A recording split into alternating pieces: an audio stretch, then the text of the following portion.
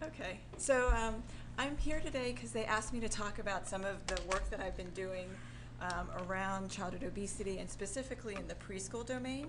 And so we have, I don't know if you've heard of us, but I work at the Center for Healthy Eating and Activity Research, and we do a lot of behavioral interventions for childhood obesity. But today I was just going to focus specifically on some of the cognitive interventions that we're doing. I have no disclosures. And so just some of the objectives for today, we're going to identify some of the cognitive and motivational aspects of eating, and then recognize some of the potential treatments or interventions that can address these aspects of obesity. So typically, the gold standard treatment for childhood obesity is something called family-based behavioral weight control programs, and this is what we do primarily at CHEER. But these are traditionally geared for children 8 to 12 with their parents. They're group-based therapy, so parents are in a room together, kids are in a room together. And for the parents, we talk a lot about behavioral strategies and parenting strategies. For the kids, it's just a lot of information for them, skills that they can learn. And as I said, these groups meet separately and sometimes meet individually with a therapist. And they typically last for 16 to 20 weeks. In these programs, we focus primarily on behavioral strategies, and so this is just a schematic of the types of things we focus on. We do a lot of stimulus control, self-monitoring, modeling, goal setting, all of these sorts of things. So a lot of behavioral strategies, which I think probably this group is familiar with. But I think George Bernard Shaw said this well. There's really no sincerer love than the love of food. And so we address all of these behavioral strategies to help with childhood obesity, but we really don't address a lot of the cognitive or motivational aspects of eating. So as you may know, and I mean, I think some of you will recognize this in family members, friends, kids that you have, that you interact with, but there's definitely people who are a little bit more drawn towards food. They're what we call food stimulated. Their attention naturally draws to food, and then specifically certain kinds of foods, the very yummy foods, and I'll talk about those in a sec. But we also have a lot of foods these days that are very stimulating to the brain. So if you look in nature, there's nothing in nature that combines fat and sugar. We've done that, and that is very rewarding to the brain. And so there are all these reward centers in the brain that stimulates and things like that. And it makes it so that people are constantly thinking about food, which can be hard to overcome. But then what it does ultimately is create sort of this hedonic reward of eating. And so you definitely have people who just love food. And, you know, good or bad, there's a biology behind this, and there's a neurobiology behind this, which makes it sometimes a little bit hard to overcome. So what I want to talk about a little bit are some of the cognitive profiles of obesity, and there are lots of different interventions we can talk about, but since we're going to kind of focus on the preschool age, we're going to only focus on one area. But there are definitely people, as I mentioned before, who are more drawn to food cues, and so we call that attentional bias. So these people have an attentional bias to food cues. And so if you were to put, and they've done experiments like this, you put a bunch of like fruits and vegetables in front of people, and then you put a bunch of cookies, things that have combined fat and sugar, and people will naturally look more towards these. And so these are like computer tasks or actual displays of food, and they're tracking eyes, they're tracking behaviors. So there are definitely people who are more drawn to this kind of food, and there's something about that, you know, that we have to try to overcome. We also have people who develop food cue reactivities a little bit better, I think, than other people. And so this, if I'm betting a lot of you took Psych 101, Pavlovian, you know, all of that stuff. So this will be easy for you. So there's this thing called the unconditioned response. So when you see yummy foods, you will naturally salivate, right? That's a natural physiologic response. When you see a TV, you should not salivate, right? There should be no response there. It should be a neutral response. But over time, and this definitely happened for me during my pregnancy and afterwards, I would pair eating with TV. And it was always after dinner, it was always ice cream, for me at least. Oh, yes, absolutely. And when I was breastfeeding, that was fine, right? I could do that. It's been years now. I'm still trying to break this habit. But so you start to pair these two together, and you get this. So this stimuli becomes a conditioned stimuli that will now in itself cause the same kind of Pavlovian response. So I don't know, my oldest is 13, my youngest is 6, so it's been a long time since I've breastfed, but I'm still going through this process of trying to break that link, because when I am done with dinner, the kids are in bed, I'm going to watch TV, I want to go get something to eat. And so this sort of conditioning is really hard to break, especially, I mean, it's in general hard to break, but it's sometimes harder to break for some people more so than others. There's this other profile where there are people, and in preschool, you guys know this for sure, these are the kids who can't delay gratification. They're the immediate, impulsive, gotta have it now. And so you guys probably know the marshmallow task, right? Yeah. I don't have to really go through all this, but it's interesting because, you know, there are some kids, and we've been doing this marshmallow task for part of our intervention as an assessment, and it's really, I mean, it's cute, it's fun to actually see the range of responses that we get from kids. And the studies have shown that, you know, kids who are like this, who can't sort of delay that gratification, don't necessarily, they don't always maybe do so well in school. You know, there are longer term effects of these kids who can't delay gratification. And then finally, one area that the work that I was doing in particular is focused on is this executive functioning piece. And executive functioning, for those who aren't really familiar with it, is this concept of sort of our frontal lobe. All of the frontal lobe pre-cortex functions that regulate, control, and manage our thoughts and actions. And it's really thought that this sort of domain, this concept, helps with planning, with inhibition. So you don't always, I don't know, jump off a cliff if somebody else is jumping. You know, you have this inhibitory control. You have this ability to plan, so you know that you're going to be able to get everything done in the day.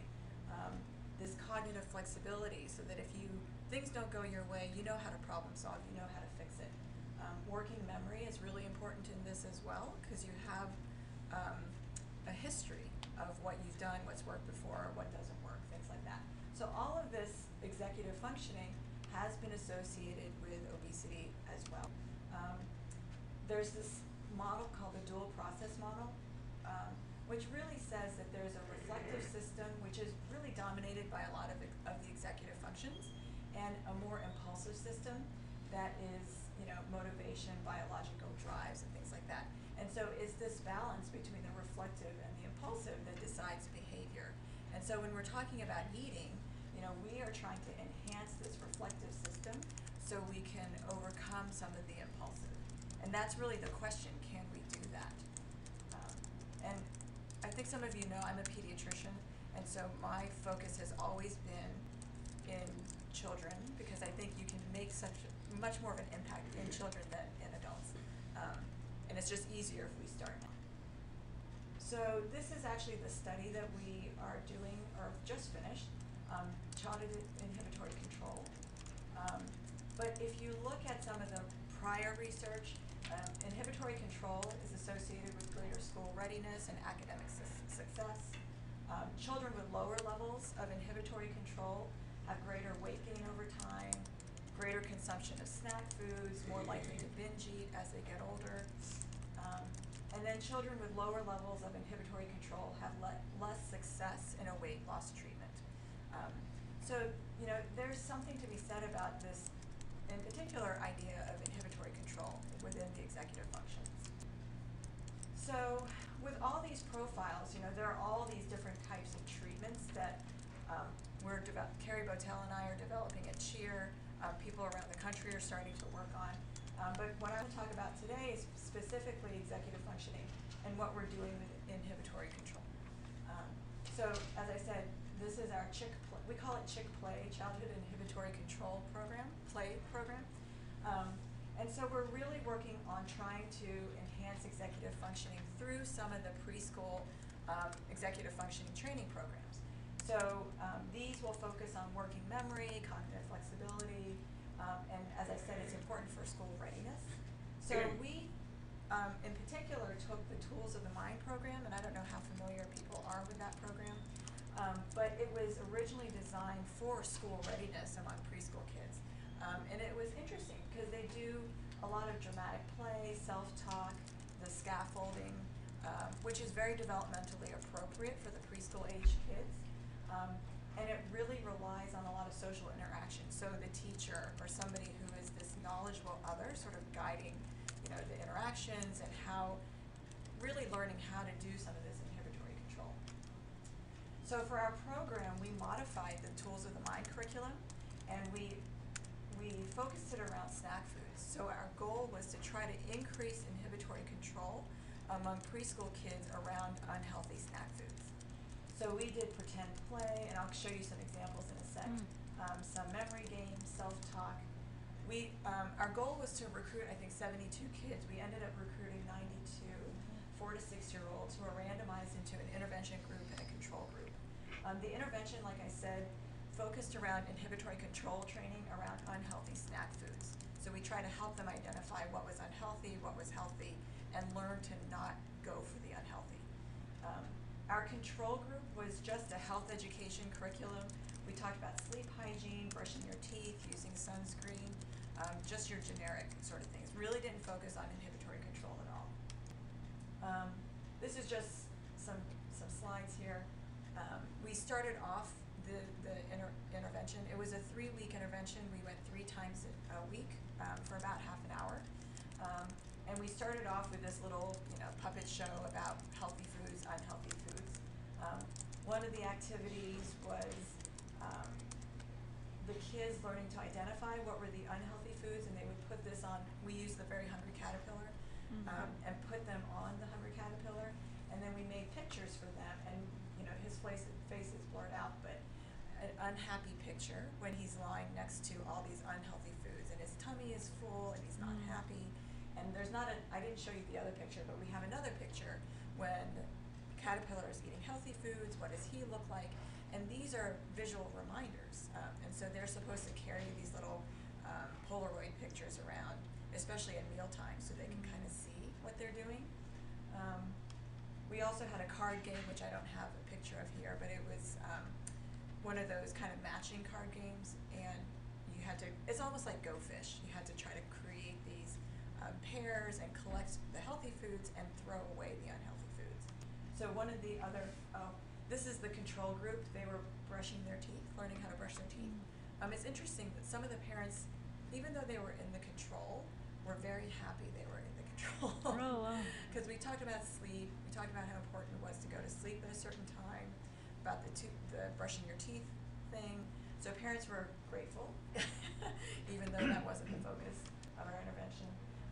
We would send things home for them to do at home.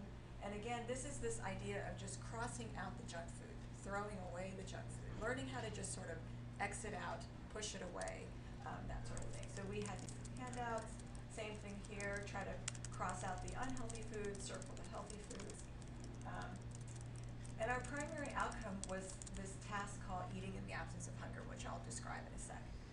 And then we also looked at other tasks that measure executive functioning, inhibitory control. In particular, we did the delay of gratification task, we did the Marshmallow task, and then we did a survey for the parents to fill out. Now, this was a 3-week intervention. It really was more of a testing, proof of concept kind of study. So we didn't really expect a lot of things to change, enough for us to be able to capture it on the survey, but we gave it anyway just to see. So just to give you some of the results, as I said, we just finished this study, and so we're in the process of doing some of the data analysis. We don't have it all done. But as I said, we recruited 92, about half of them were male, 60% white, 47% Hispanic. I know that doesn't add up, but that's, it's, white, Hispanic, all of that stuff. But anyway, mean age was 5 years old. So what we did first was to look at how some of these executive functions, food responsiveness, some of these characteristics, what we call more innate characteristics of the child, related to their BMI. And so we looked at food responsiveness, satiety responsiveness. So basically, food responsive kids are, even if they're hungry and they see a buffet of choices in front of them, they'll continue to eat. Adults too, kids and adults, it works. Satiety responsiveness are the people who, in a buffet situation, even though they've eaten, or they're able to sort of stop themselves. They're full, they recognize that they're full, they don't continue to eat even if the food is in front of them. So we have these two types of kids. And it was, and I'll show you more details in a second, but it was related to their BMI. And the other thing was effortful control, which is like inhibitory control. It's just the term they used in this measure. But again, this was also associated with BMI. Oh, and you can't see bottom here, but when we did the interaction between this food responsiveness trait and their executive control characteristics to see if they would cross each other and have some kind of interaction effect. And it approached significance. Usually we look at P of less than 0.2. So this one was, this one wasn't. We did the analysis anyway. But this is what we found. So in terms of kids who were food responsive and we were looking at their executive control, effortful control. So and we're looking at how it relates to their BMI. In this age group, if you don't know, a BMI of about 15 to 16 is normal. It's about the 50th percentile. If you go to 18, around 18, it's in the 85th percentile. So those kids would be considered overweight. So if you look at this, kids who are highly food responsive and have low levels of effortful control have the highest BMI at baseline. These kids are pretty much overweight already. This is average age of 5, okay? And this was significantly different from this group who had high executive functioning, high effortful control, but low food responsiveness. So these kids are more dominated by that ability, that inhibitory control. They have this higher level cognitive functioning. Their BMI was smack right in the middle, average 50th percentile. This group was interesting too. They had low food responsiveness and low effortful control. Their BMI was also low. So they didn't have that stimulus of being so food responsive. But if you look here, these two were food responsive, right? This group had high effortful control. It sort of counterbalanced that food responsiveness. Whereas, in this group with the low low executive functioning, their BMI was much higher. So we're already seeing this effect in this preschool age, right? So to me, that says we need to see if we can't really change whether you're food responsive or satiety responsive. That's something you're kind of born with. And I think a lot of your kids, or when you interact with these kids, you see there are kids who just eat, and they eat a lot, and they're never satisfied. They continue to eat. When we have birthday parties, you definitely see the kids who want seconds and thirds, and they don't care. And then you see the kids who are like, I had half my cake, I'm done. So that's an innate trait that it's really, I think, going to be difficult for us to do anything about. But the question is now, can we do something with this effortful control? Can we train more executive functioning? The next slide here is similar to what I just showed you, except we look at satiety responsiveness. So again, if you have high satiety responsiveness, so you're the kid who doesn't finish your cake, you don't finish your ice cream, when you're full. Even if you have low effortful control or high, you have a lower BMI. But you run into a problem here. So if you have low satiety responsiveness, you're not inhibiting yourself. You will eat. Those with high effortful control have lower BMIs. Those with low effortful control are approaching obesity or being in the overweight status. So what we then did, so this is preliminary work. We just did it last week. But we were wanting to look also to see in the intervention, were we able to get these kids to eat less? So before the intervention, we did the eating in the absence of hunger paradigm, which was basically we put a bunch of 10 snack foods in front of them, junk food, chips, M&Ms, cookies, that kind of stuff, and So I'm going to tell you how we do this test. Please don't ever talk about this with your kids, because if we continue to do this, I don't want them to know what this is about. But basically, we tell them, we have a taste test here. We would like you to taste each of these foods, and we're going to rate them. So we definitely had some kids in our higher income preschools who had never seen some of the foods we put in front of them. So we had them taste it all, and we rated it, and then we told them, oh, we forgot something. If you can just wait here for 5 minutes, I'll go back and get it. You can finish the food if you want. We had some games. You can play with the games, whatever. Feel free. I'll be back. Please just sit here and we'll be back. So we leave for about 5 or 10 minutes, and then we let them do whatever. There were kids who ate. There were kids who could care less about the food. And then when we came back, I forgot what we gave them. We gave them something at the end. But then we would take all the food and weigh it, because we knew ahead of time how much food we put in there. And so we were measuring how much food they consumed in that sort of free access period. So they were given access to the food, no oversight, no parent or adult watching them. And so what we found was that overall, looking at combining all the groups together, whether they were in the intervention group or the control group, at baseline when they first did the taste test, they consumed about 83 calories. Afterwards, they consumed about 120 calories. It wasn't what we had hoped, but there is something called a practice effect. And with these preschool age kids, and when we do this with teenagers, it doesn't work. The teenagers figure it out. And so the next time we do it, they're eating less. The preschool kids, I think what's happening is they're preschoolers. Our interventionist was a previous preschool teacher, so she was very engaging, made them very comfortable. So when she saw them again to do this, they were much more relaxed, I think, and they just felt comfortable eating.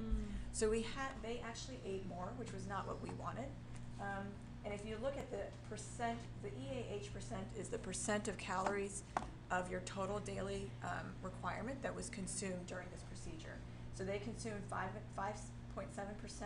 baseline and then 8% post of their calories during this procedure. But we also saw that there was an interaction effect between the age of the children. So the younger, so we stratified the results by the age of the children.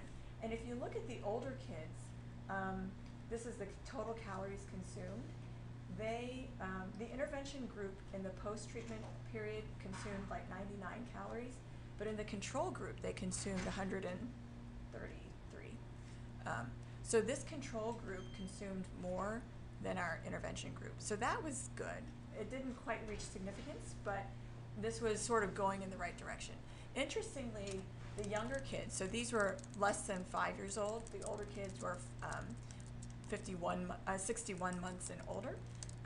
The younger kids, it was the opposite. The effect was the opposite. And I think what we're also seeing here is that the younger kids are harder to train. They're not quite there with all of their higher executive functioning. And so we weren't able to we weren't as effective with the younger kids, I think. So, I mean, this is kind of telling us around the age of 5 is probably a good time for us to start doing this kind of thing. And then we also did it with the EAH percent. What percent of the daily caloric needs did they eat? And again, in this older group, the intervention group consumed 6%, the control group consumed 8%. So this is going in the right direction. I think if we had done more intensive intervention over a longer period of time and maybe gotten the preschool teachers to actually be part of it, because for ease, we actually just went in ourselves and did it ourselves with them because we didn't want to increase the burden for the preschool teachers. We didn't want to have them to do extra curriculum, and especially with all the Head Starts. We did some of this in Head Start schools, and there's all that new curriculum for the Head Start, so to add this on it was not feasible. So that's what the results are starting to look like now. We haven't looked at the brief, which is the survey, executive functioning survey, and we haven't looked at delay of gratification yet. We haven't looked at some of our other executive functioning tasks to see if anything changed in that domain, but we're interested. So hopefully we'll be able to continue with this line of work and try to develop a longer intervention, more intensive, try to get more parental involvement, and see if we can actually do something in terms of working on the executive functioning, the inhibitory control around snack junk food for this population. And if any of you guys are interested, I left some flyers in the back with some pens. We have a bunch of treatment studies happening right now. We don't have a lot of preschool interventions happening right now just because they're typically where we go into the school, so we're looking at specific schools where we interact. But for the older, we have a couple of new studies for 7 to 12 years old. So if you're looking for any kind of assistance with obesity treatment, feel free to grab some flyers. And we also have a new adult program for weight loss too, if people are interested. But feel free to contact us. And if people have questions or have anything they want to talk about, yep. I guess I'm kind of curious because to me the little ones ultimately are going to be influenced by their family and their parents. Yep. And so I'm kind of wondering, you could do all you wanted to teach them some of this control, but if they go home and there's no control, Yep. or even as a reward given a lollipop or something, Yeah. it takes away from all this. So Yeah. are you thinking of or doing any like group with parents being involved versus not? Or Yeah. So we try to do a little bit with the parents in this one, and again for all those reasons. But because this was smaller funding and more of a proof of concept, we did those handouts and informational flyers to let the parents know what we were doing and what we were focusing on. And we did get some interesting comments from a few parents who were saying, well, my kid now tells me I can't drink soda at night, and they're telling me I can't, do this and that, which was good.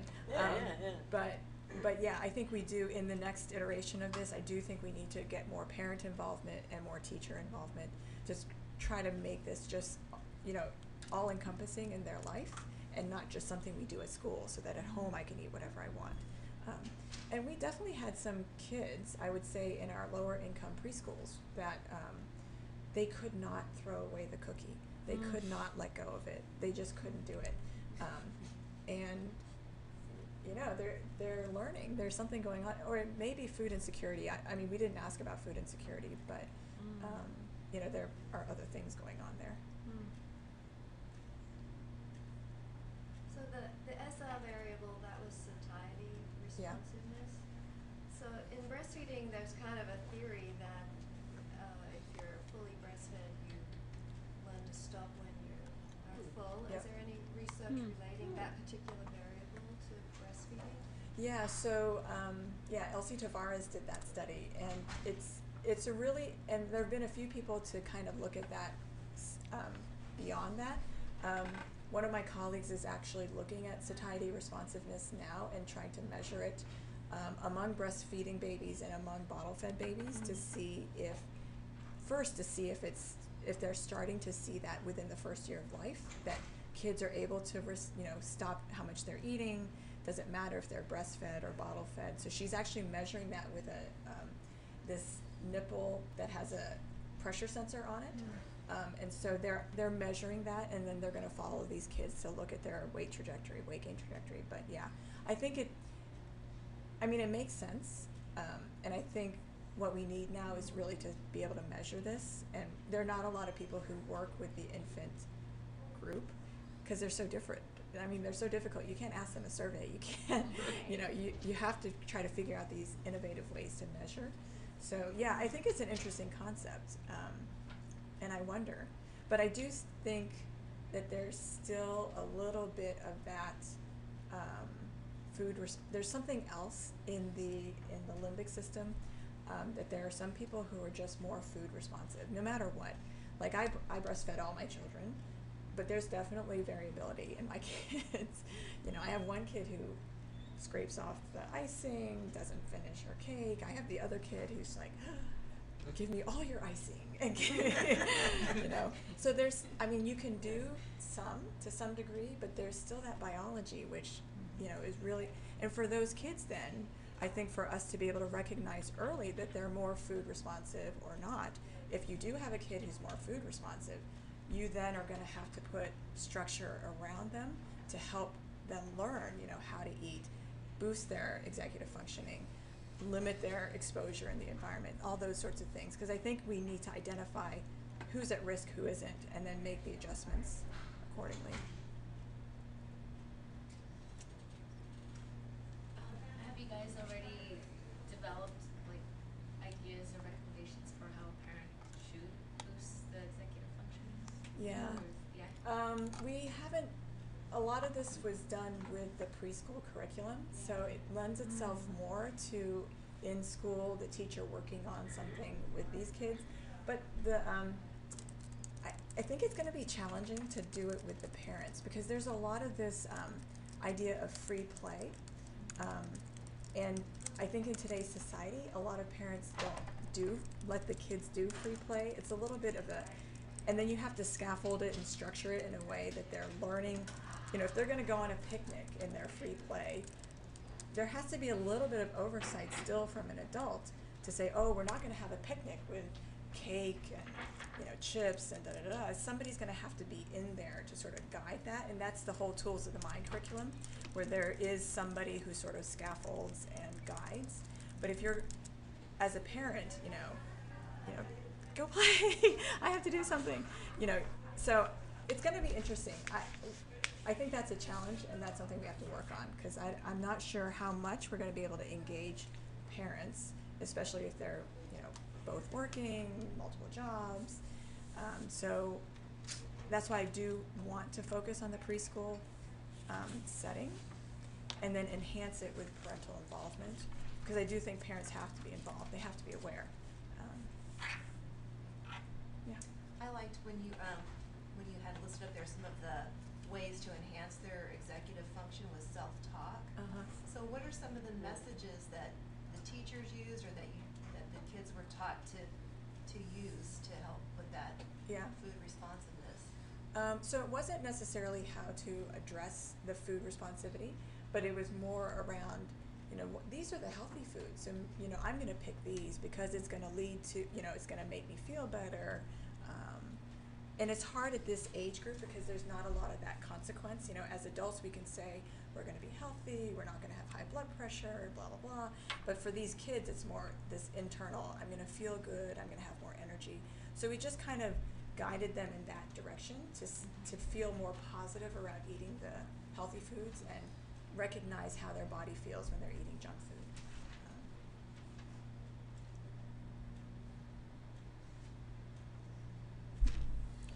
Sure. Thank you so Thank much. you.